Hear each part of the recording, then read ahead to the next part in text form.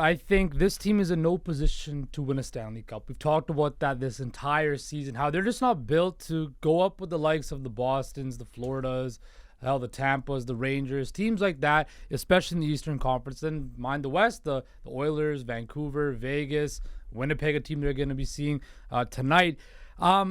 We've heard these reports over the last couple of weeks that the Leafs and their front office don't really want to swing for the fences at this deadline like they did last year, right? And when you look at the Leafs' past deadline history, none of these deals that they've made for rentals or whatever that have really worked out, right? The Ryan O'Reilly situation had some, brief moments of success, but he ultimately walked. Luke Shen, we talked about on last pod about how well he did with Morgan Riley. That might have been the best. Then you had the Jake Muzzin deal, which was at that time probably the best deal the Leafs had made at the deadline. But then, of course, Muzzin got hurt, and we've never seen him again.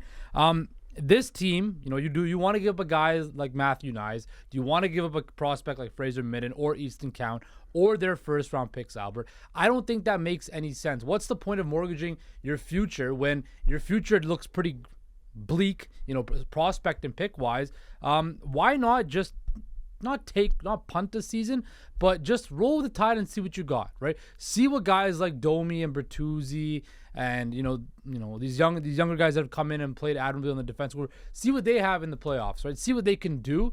And we've kind of talked about it before. Is that Brad Treliving wants to assess this whole situation of this organization this year, and he doesn't make moves at the deadline. He doesn't swing for the fences at the deadline. So when I look at this situation, I think it just makes the most sense to just stand pat, and then in the offseason make your major surgery, make those big moves, and then tinker with the roster. But it doesn't make sense right now where this team is currently situated. Okay, so I don't think they need to make a decision just yet, even though I truly believe that this is not a team that can go out and win the Stanley Cup. Maybe if they make some acquisitions, I'll change my mind, but as of right now, no.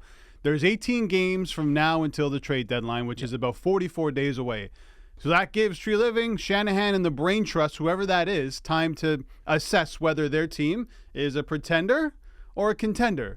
And then you have to assess, okay, if we're true contenders, if we believe that heading into the trade deadline, now are we willing to pay what it costs to get a big name player, not even a big name player, but a player that's really going to impact your team at the deadline? We know it's going to start with a first round pick, and it's probably going to start with a prospect as well, and potentially a player that's on the roster as well, whether it's Nick Robertson or a Connor Timmins or something along those lines. Are the Leafs willing to pay that? And I don't think we'll know that until we get closer to the deadline. I also think it's unacceptable, completely unacceptable, that they decide to punt the season, no matter what position that they're in. The Toronto Maple Leafs have a small window. It may seem like a big window after Nylander signed that contract, but the window's not that big. Are you really willing to burn another year of this core four, these players that you invested so heavily in, to change the direction of this franchise and win a Stanley Cup? That cannot happen. And I understand, listen, before the season started, the expectation was Dubas was going to come back, and all that changed last second. Treliving had to come in, do some minor surgery, and in some cases, the moves that he made didn't work, and some did. But to me, that doesn't really matter. He's here now. Shanahan's been here. Every single season moving forward, as long as you have Austin Matthews, Mitch Marner, John Tavares, and William Nylander, you have to push. And it's unfortunate that right now they don't know which way that they're going. But I don't think you can punt on the season. You got to wait a little bit, but regardless of whatever happens by deadline time, I think you have to make a move and do something that can potentially bring you closer to a Stanley Cup. Okay, so I want to propose something to you.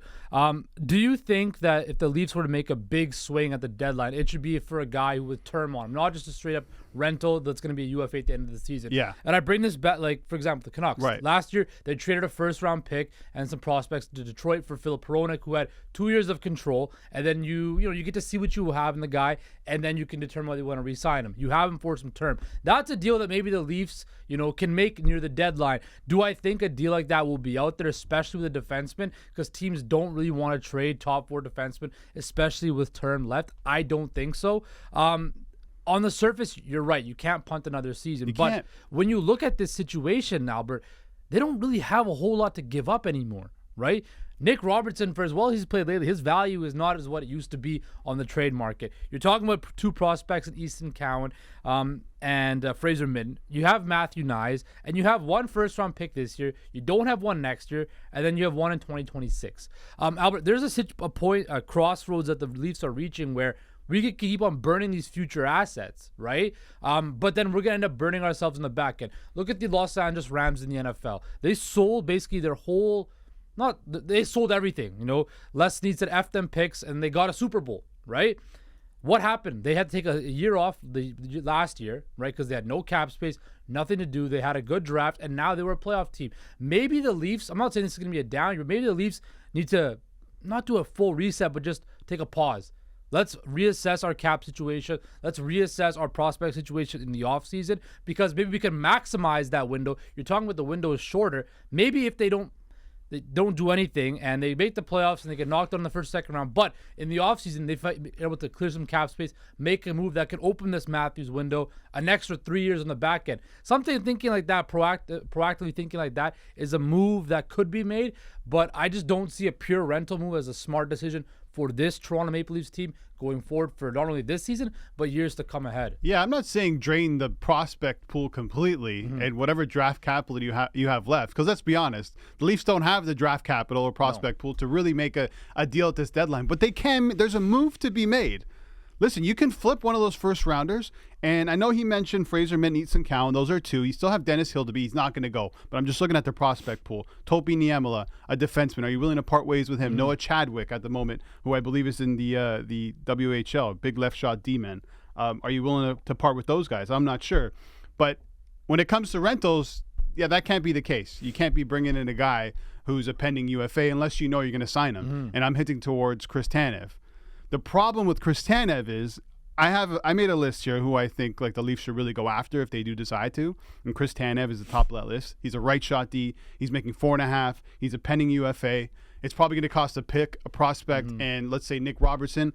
And you need some salary retention from Calgary and possibly a third team. So there's a lot of moving pieces in that. Yeah. But I think going after Tanev is a guy who can help now. You sign him to a short-term deal if that's what he wants.